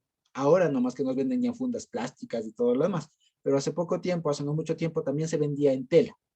Entonces, y ese tipo de cosas también se utilizaba para muchas otras cosas, telas, ¿vale? E igualmente, lo que dice urdimbre o trama, entiéndase una suerte de esteras, por ejemplo. Antes no había colchones. Y no hace mucho tiempo nosotros, ¿no? Nosotros mismos no teníamos colchones, la gente no dormía en colchones de que los que no sé qué, con resortes, que no sé qué, no había. Dormían básicamente en el suelo y con esteras, con unos tejidos, urdimbres, ¿no? Por ejemplo, acá teníamos las famosas esteras que son de estas cañas que salen en la estera mismo, que es la que sale a la orilla de algunas lagunas y tal. Entonces con eso tejían las esteras. En la costa, por ejemplo, aplanaban bien la caña guadúa, o lo que hoy conocen como bambú. Ya no es caña de guadúa, es del bambú. Sofisticaron, del bambú. No, caña de guadúa. La caña de guadúa le hacían de una manera muy fibrosa, muy sencilla, y sobre eso dormía la gente antes. Y pregúntenles, dicho sea de paso, si tenían dolor de columna. Nada que ver. Entonces, todas esas cosas, ¿no? Se utilizaban. Y, como les digo, de origen animal o vegetal. De origen animal, acuérdense, por ejemplo, ustedes saben lo que es un odre. Un odre, y que de hecho nos dicen, ¿no? Nati ahí nos dijo que sí. ¿Qué es? Es donde se ponen los vinos, como esas, no sé, de cuero, donde ponen los vinos. Entonces, ahí esa es un odre. Exacto, gracias, Nati. Entonces, miren ustedes, antes los Como esa líquidos... bota que llevan, como esa bota que saben tener para las fiestas. Exacto, eso es un odre. Gracias, Edita, precisamente. Exacto. Entonces, miren, eso era el lugar tradicional donde en ese tiempo, y no hace mucho, se guardaban los líquidos. Por ejemplo, las chichas y todas esas cosas, para el viaje, por ejemplo, se llevaban en estas botas, ¿no? Los odres. Como a veces vemos en las películas, ¿no? Que van los vaqueros por ahí, sacan su botita de agua, la destapan y le exprimen, ¿no? Ya, esas cosas, ¿no? Entonces, miren, ¿para qué todo esto? Porque también había utensilios de uso cotidiano o de utensilios en general que podían provenir de origen vegetal o animal. Básicamente telas, ¿no? De origen vegetal, telas, por ejemplo, tejidos, tramas, etcétera. El lino, por ejemplo, que es una tela de origen vegetal, lino, ¿no? O bien un cuero, pieles que se utilizaban para ropas, para cubiertas de casas, de alimentos, etcétera, etcétera, etcétera. ¿Sí? Entonces, en estos utensilios también podía aparecer. Y el procedimiento con esto es un poco más radical, porque tenían que cortar el pedazo, y si es que el pedazo no, después volvía a aparecer, se tenía que lavar, y si no, a la final se le tenía que quemar al asunto. ¿Sí? Entonces, miren ustedes. Ahora, ¿qué problema o por qué culpa tiene la tela de esta cosa? Sería la pregunta, ¿no? Ahora, ¿qué culpa tiene la tela? Que por último, bótele, ¿no? ¿Para qué quemarle alguna cosa? Entonces, no, el asunto es que, una vez más, no es tanto un asunto como de higiene, de limpieza, sino más bien es un asunto netamente espiritual. Es un asunto espiritual que cuando salen estas cosas es sinónimo o es señal de que algo oculto se está manifestando y es como una llamada de atención, ¿sí? Entonces, ojo, aquí hay que estar pendientes de no ponernos de pronto en modo pánico, de que de pronto nos vamos a ver todas nuestras ropas, de pronto estén con algún puntito rojo o verde. No es eso, sino de que estemos conscientes de que esto apunta a que seamos santos, como dijo Nati y lo citó, seamos santos en toda nuestra manera de vivir, porque en esa época era muy común que se utilice, o era muy fácil, digamos, que la gente utilice sus cosas y su propia vida en asuntos que no le correspondían, que no estaban permitidos, como cultos idolátricos, etcétera, etcétera, etcétera. Prácticas mismo que no estén de acuerdo, etcétera. ¿Sí? Entonces, miren ustedes, al respecto, por ejemplo, podemos leer o se puede revisar el libro, por ejemplo, de Corintios, primero y segundo de Corintios, que básicamente es donde más se habla de esto, que por eso precisamente es el famoso versículo polémico en donde a Pablo le dice, no, por eso pues, no permito que la mujer enseñe en la congregación.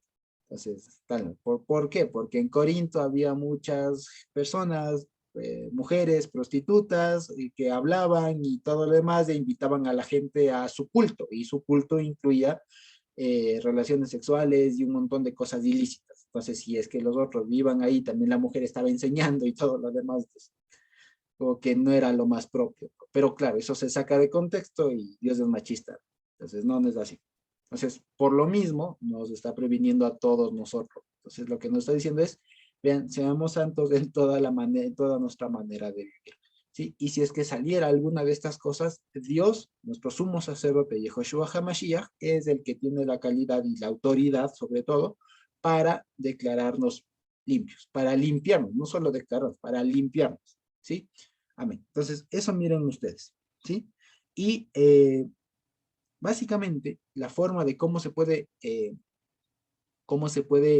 una cosa que está en las telas, lo dice, que cómo detectar esto, es porque ha penetrado más de la superficie, más de la superficie. Entonces esto es como una señal de decir, oigan, esto tienes que ver más allá de las apariencias, porque por la piel nomás, o sea, por lo que deja ver la persona está bien, pero el asunto está por dentro. Entonces es como una cosa que invita a revisar a las personas por dentro, más o menos como lo que hizo Moisés, cuando Aarón precisamente perdió a sus 2 hijos por ofrecer fuego extraño. No es que murieron y dijeron, bueno, se murieron, qué pena. No, no, a ver, Aarón, ¿qué hicieron? ¿Cómo hicieron? Y les pasó el examen. Entonces, eso es básicamente. Entonces, cuando hay algo así, lo que invita es a ver hasta el fondo. A ver hasta el fondo. Si a una tela había que observarle cuán profundo era el daño, no se diga en una persona. Es lo que podemos aprender también de aquí, ¿no? Que si a una tela, un cuero, se le tenía que examinar cuán profundo era el daño, eso también nos debe enseñar a nosotros que en algún momento en donde haya algo, ¿no?, que se manifieste, que brote por ahí, toca ver hasta el fondo, qué tan profundo es el daño. Y según eso vamos a ver si es producto de pecado o no, o si es alguna otra cosa, ¿sí? Entonces, yo creo que con esto podemos ir terminando por ahorita la parashá. Ahora bien, la Haftará está ubicada en el libro de Reyes, en el segundo de Reyes, capítulo 4, 42 hasta el 5, 19. ¿Sí? Y si ustedes se acuerdan, el capítulo 4 ya lo analizamos hace un buen tiempo, porque se acuerdan que era la porción de cuando Elías revive a la mujer, de esta mujer, de esta mujer que se me olvida la nacionalidad, ¿no? Se me va. Bueno, revive a la mujer, ¿no es cierto? Revive, perdón, al hijo de esta mujer, ¿no es cierto? De la tsunamita, al hijo de la tsunamita, lo revive y queda hasta ahí. Hoy retomamos un poco esa lectura, ¿no? Y miren ustedes, podemos ver desde el versículo 42 y ahora entendemos por qué se lee esta porción, ¿no? Y el énfasis de todo está en el capítulo 5, que es precisamente el evento de Naamán. Naamán que estaba Metzora, que estaba con Zarat, ¿vale? Entonces, miren ustedes, dice el 42, y esto tiene contexto con la realidad que estamos viendo ahora, dice, vino entonces un hombre de Baal Salisa, el cual trajo al varón de Dios, y entre paréntesis les digo, es muy bonito como por ejemplo a Eliseo, y no sé, como que Dios tuvo un trato especial con cada profeta, y como que a cada uno le tuvo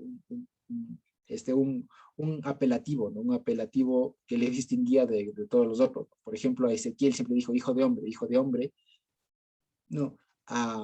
Y en cambio aquí a Eliseo, o Elisha en hebreo, le llamó siempre el varón de Dios, Isha Elohim, Isha Elohim, Isha Elohim. Siempre le dijo así. Y no sé, y eso es muy, muy simpático y es una cosa muy característica de Dios también, porque no se diferenció cuando él vino aquí en tierra y comenzó a poner, a llamarles a sus discípulos por sobrenombres. Entonces, vean, Boanerges, Boanerges, a ver, Boanerges, el otro, ¿cómo se llama? Simón, Pedro, Petros, venga acá. ¿No? Y así un montón de cosas. Tomás también, por ejemplo, es apelativo, es un mote, como se dice, es un sobrenombre. Tomá en arameo es del mellizo, es mellizo. Entonces, Tomá le decía, el mellizo, vente el mellizo, y al otro igual, Boanerges. Es una cosa así como que Jesús y Dios mismo tenía esta forma como de llamar a los suyos como con un sobrenombre que les distinguía, ¿no? A ver, vente Pedro, el discípulo amado, vente para acá, y así un montón de cosas. Entonces es muy bonito como aquí, y se puede ver ese mismo, o sea, que es del mismo autor, porque aquí a Eliseo siempre dice, Elisha Elohim, Elisha Elohim, Isha Elohim, ¿sí? Entonces dice, el cual trajo al Isha Elohim, al varón de Dios, panes de Bikurim. Entonces ahora sabemos que Bikurim es Shavuot, ¿no?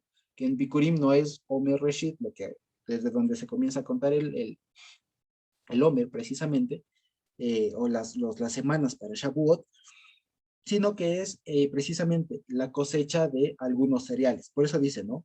Trajo panes de Bikurim. ¿Qué cosa?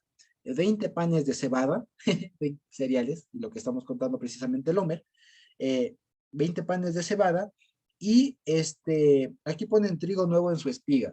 En realidad ahí dice una cosa como los granos, ¿no? Y granos en su saco, o sea, granos sin pelar, por eso ponen ahí como que el trigo en su espiga, o sea, en su saco, ¿sí? Y él dijo, da a la gente para que coma, da a la gente para que coma, y esto me llamó mucho la atención porque es uno de los escenarios que el Señor vuelve a repetir, ¿sí? Entonces dice, da a la gente para que coma. Tenía 20 panes, ¿no? Y unos cuantos granos por ahí, y dice, da a la gente para que coma. Y respondió su sirviente, ¿cómo pondré esto delante de 100 hombres? Entonces, imagínense ustedes, había 20 panes y tenían que comer 100 personas. Matemáticamente hablando, para que se sacien, no alcanza. Y miren esto hermoso, dice, pero él volvió a decir, da a la gente para que coma, porque así ha dicho el Señor, comerán y sobrará. Entonces lo puso delante de ellos y comieron y les sobró conforme a la promesa del Señor. Imagínense, esto es una cosa hermosa que está en concordancia con la fiesta que vamos a, o a la que estamos encaminándonos, Shavuot o Bikurim, ¿sí? La fiesta, entonces es una cosa muy hermosa que desde aquí ya nos esté como que perfilando para la siguiente cita con la santidad, ¿sí? Y cuenta el capítulo 5, que dice, Naamán, de pronto, por si nos pica un poco la curiosidad respecto de qué significa Naaman, pues prima facie, yo pensé que Naaman venía de alguna raíz como de Amén, ¿no? O del Neemán, que es como decir el fiel, pero no, Naaman más bien viene de otra raíz, sí, Naaman o Neemán, pero nada más que difiere porque Naaman se escribe con una ayin en lugar de una alef, porque amén o la palabra neemán, etcétera, o emuna se escribe con alef, mientras que este naaman se escribe con ayin. Casi que se pronuncian igual, pero se escriben diferente, ¿sí? Entonces, esta viene de otra raíz. Entonces, dice, Naamán, general del ejército del rey de Aram. Y así dice en hebreo, el rey de Aram. Aram es Siria, pero lo traducen aquí a directo, lo ponen Siria, pero en hebreo dice Aram, ¿sí? El rey de Aram. Y vale la pena que también recordemos un poco de geografía bíblica, porque Aram era, como decir, el nombre genérico de toda esa región de lo que hoy es Siria y todo lo que era Mesopotamia. Era el nombre genérico. Y de acuerdo al lugar geográfico en donde esté ubicado el pueblo, iba a tener un apelativo o un distintivo. Por ejemplo, lo que se llama Mesopotamia era Aram Naharayim, es decir, el Aram que está entre los dos ríos. ¿Sí? Eso es básicamente, por ejemplo, entonces, Aram, este otro Aram no era de Mesopotamia, sino de ahí de Siria. Entonces, Aram era el nombre genérico para toda esa región, pero se distinguía por algunas cosas, ¿sí? Entonces, este es sirio, ¿sí? Este es Aram. Aram es un arameo, podemos decir, ¿sí? Pero no nos imaginemos el babilonio, sino el que sí ahora corresponde a Siria. Dice, rey de Aram, era un varón grande delante del señor de él, y él había levantado su rostro. El rey había levantado su rostro, así dice literalmente. Aquí dice que lo tenía en gran estima, que lo tenía en alta estima, no. Ahí dice literalmente, le había levantado su rostro, es decir, le había dado un estatus diferente. Y es muy, muy interesante porque esta es precisamente la frase que, por ejemplo, los jueces tienen prohibido cuando conozcan una causa. Dice, no levantarás el rostro de nadie. No levantarás el rostro, es decir, no le harás un honor diferente, etcétera, ¿no? Entonces aquí dice que el rey de Aram, de Siria, le había levantado el rostro, literalmente le puso en una alta estima, le había puesto en un puesto importante, etcétera, ¿no? A Naamán. Dice, porque por medio o por mano de él había dado el Señor victoria. ¿Sí? Y ahí vale la pena también decirlo. Aquí donde ponen salvación aparece la palabra Yeshua, lo cual es diferente de Yeshua, como el nombre, Yeshua. Aquí aparece la palabra Yeshua. Y Yeshua no necesariamente se refiere a salvación, sino más bien a victoria. A victoria. Entonces, por mano de Naamán, Dios había dado victoria, había dado Yeshua. Entonces, nosotros podemos decir tranquilamente, Yehoshua es nuestra Yeshua. ¿Sí? Porque también a veces pasa algo que comenzamos a leer un poco, nos aproximamos un poco al hebreo, y donde encontramos Yeshua, esa letra del verbo yashá, de salvar, o proveer refugio en general, comenzamos a ver el nombre del Señor en donde sea, y no necesariamente. No necesariamente, porque también tiene matices. Y lo que aquí está diciendo es que había provisto una victoria, una Yeshua, una victoria, no necesariamente salvación, sino lo que viene después de haber salvado, o sea, una victoria, ¿sí? Una victoria a Aram. Era un varón, ¿no? Pone ahí, ¿cómo ponen? Valeroso, ¿no? Valeroso en extremo. Ahí ponen Gibor Hayil, es decir, fuerte, o sí, fuerte en mucho, podemos decir, así como decir fuerte, esforzado, mucho, muy fuerte, era muy fuerte, ¿no? Muy valiente, como ponen así, en el sentido de ser muy esforzado. ¿Qué sería? Como se suele decir, muy bravo en el sentido de, como se dice en inglés, muy brave, ¿no? O sea, muy valiente, muy aguerrido. ¿Sí? Dice, era Gibor, era Hayil, pero Metzora. Y ahí está la palabra, Metzora, que es el que tiene Tzaraat. Entonces, Tzaraat es lo que traduce en lepra, ¿no? Y este era Metzora, es decir, el que cargaba con esa situación. Dice el versículo 2, y desde Siria habían salido unos bandidos, ¿no? Ahí ponen bandas armadas, unos bandidos, imagínense ustedes unas guerrillas, ¿no? Y habían llevado cautiva desde la tierra de Israel a una muchacha pequeña, la cual estaba delante, o sea, servía, ¿no? A la mujer o la esposa de Naamán. Esta dijo a su señora, oh, si mi señor fuese delante del profeta que está en Samaria, entonces él lo restituiría de su lepra. Ahí no ponen lo sanaría, de pronto a veces el verbo sanar es del verbo lerafé o rafá en hebreo, que es sanar, ¿no? De ahí viene el Rafa, el Dios del sanador, que suelen traducir así, pero aquí no aparece esa palabra, aquí aparece el verbo asaf, que es más bien reunir, como recolectar. Entonces él le dice, él lo volverá en ese sentido como a restituir, a reunir, no, a estar íntegro de nuevo. Ya volví, no sé qué pasó. Entonces les decía, ¿no? Aparece el verbo asaf, que es reunir, como recolectar, como restituir, reincorporarle a él todo, ¿sí? Entonces dice, él te reuniría de tu lepra, dice, de su lepra, ¿no? De su metzorá, de su condición esta. Dice el versículo 4, entrando Naamán a su señor, le relató a él diciendo, así y así, y literalmente dice, cofeco, así y así ha dicho una muchacha que es de la tierra de Israel. Y le dijo el rey de Siria, de Aram, camina, anda, y yo enviaré, ahí dice cartas, ¿no? Pero imagínense cómo es, aquí dice la palabra sefer, y sefer es rollo, enviaré un rollo, enviaré un rollo, y claro, antes no es las cartas, porque también en algún momento yo cuando leía esto también imaginaba las cartas de los que vienen en el sobre de papel carta, los que se mete ahí la hoja doblada en tres, se mete ahí, se tapa, se pasa a veces la lengua, pasa la lengua para que se pegue y le ponen a veces un sello, una estampa y como que le manda carta. No, eso es algo muy moderna, por si acaso, ¿no? Aquí dice yo mandaré un rollo, se entiende una carta, un mensaje. Dice, yo mandaré una carta, y ahí ponen también en español, no sé por qué ponen cartas, ponen en plural. Ahí dice Sefer, una. Dice, enviaré una carta al rey de Israel. Salió pues él,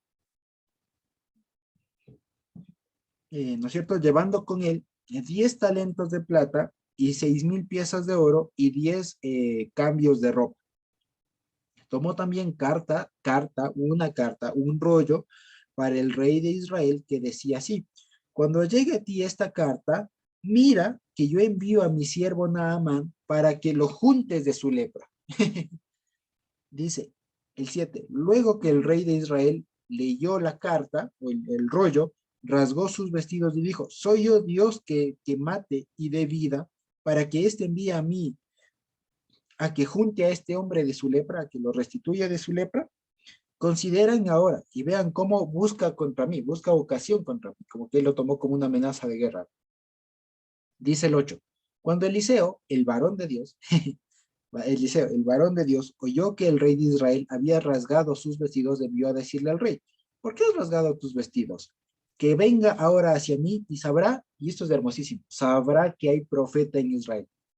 Es que este Eliseo era alguien muy, no sé, muy decidido, era muy, o sea, es tener al Mesías formado, ¿no? O sea, imagínense, tiene 20 panes, dale a comer, que Dios ha dicho que va a sobrar. Pero si hay 100, hay 20, que le des de comer, que les des de comer, vales de comer, hazme caso. Y aquí igual, ¿qué le pasó al rey? ¿Qué le pasó al rey? Dile acá, y dile que aquí se va a enterar que sí hay profeta, que hay profeta de Dios en Israel, que hay profeta en Israel. Una cosa, no sé, o sea, llena como de ánimo esto, ¿no? Es decir, a ver, ¿qué pasa aquí? Nadie sabe qué hacer, yo sí sé qué hacer porque Dios me lo ha enseñado. Que venga acá y yo le enseño. ¿No? Dice el 9, y vino Naamán con sus caballos y con su carro y se paró a la puerta de la casa de Eliseo. Entonces Eliseo le envió un ángel. Podemos leer así a propósito, ¿no? Eliseo mandó un ángel. Ahí ponen, envió un malaj, un mensajero. Aquí se pone un mensajero. ¿No? Envió un malaj diciendo, ve y lávate 7 veces en el Jordán y tu carne se volverá, ahí dice se regresará, ¿no? Y serás tajo. Y Naamán se fue enojado diciendo, he aquí yo decía para mí, ¿no? Saldrá y estando en pie invocará el nombre del Señor su Dios y mecerá su mano, ¿no es cierto?, hacia el lugar y restituirá la lepra. O sea, como que él se imaginaba al modo de él, ¿no? Que de pronto vea así y diga, oh, señor, la fuá, alguna cosa así, no sé, ¿no? Como ves un cameja, alguna cosa así. ¿Qué se imaginaría, no? Porque literalmente, bueno, aquí pone, ¿no? Alzará su mano y tocará. Ahí no dice así, ahí dice que mecerá su mano hacia el lugar, dice. Es decir, que él, no sé, pensaría como una suerte ya digo, una suerte de kamehameha, ¿no? Alguna cosa así. Por poner el ejemplo, ¿no? Se imaginaba alguna cosa así, ¿no? Como de reunir energía y pasarle, ¿no? Y que haga la magia y no sé, alguna cosa así, ¿no? Se alzará su mano y la mecerá hacia el lugar y juntará la lepra, o restituirá la lepra. Dice, y Habana y Farfar, ríos de Damasco, ¿no es cierto? ¿No son mejores que todas las aguas de Israel? Si me lavara en ellos, ¿no seré también habilitado, Tajor? Y se volvió y se fue enojado. Pero sus empleados, sus sirvientes, se le acercaron y le dijeron, Padre mío, imagínense ustedes, aquí también entre paréntesis podemos ver una vez más el uso de la palabra padre, porque aquí los siervos, los empleados, los criados le llaman papá, y no están pensando en el progenitor, ¿no? Están pensando en aquel de quien depende, aquel de quien viene su autoridad, etcétera, como su fuente, ¿no? Entonces, para que también veamos aquí, ¿no? Que también se ha utilizado la palabra padre, av, y no en un sentido de progenitor, ¿sí? Entonces los criados, los siervos dicen, Padre mío, si el profeta te hubiera mandado alguna cosa grande, ¿no? No la harías, pero te está diciendo, lávate y serás limpio. Él entonces descendió y se sumergió 7 veces en el Jordán, ¿no? Conforme a la palabra del varón de Dios, imagínense ustedes, y su carne se retornó, no se volvió como la carne de un niño pequeño, y fue tajor, y se limpió, y fue tajor. El 15. Y volvió el varón de Dios, él y toda su campamento, dice literalmente, y se puso delante de él y dijo, mira, ahora conocí que no hay Dios en toda la tierra sino en Israel. Es impresionante, ¿no? Que no hay Dios en toda la tierra sino en Israel. Te ruego que tomes, ¿cómo ponen ahí? Un presente creo que ponen, ¿no? De pronto hay alguna otra versión que diga alguna otra cosa diferente, de pronto alguno tiene alguna versión que tiene, que no diga presente, alguna otra traducción. ¿Alguien de pronto? ¿Alguna versión que no diga que tome presente en el versículo 15 de Segunda de Reyes 5? ¿Alguien de pronto? Para verlo de pronto cómo le han puesto. Es en Segunda de Reyes 5, 15. ¿Alguien lo tiene?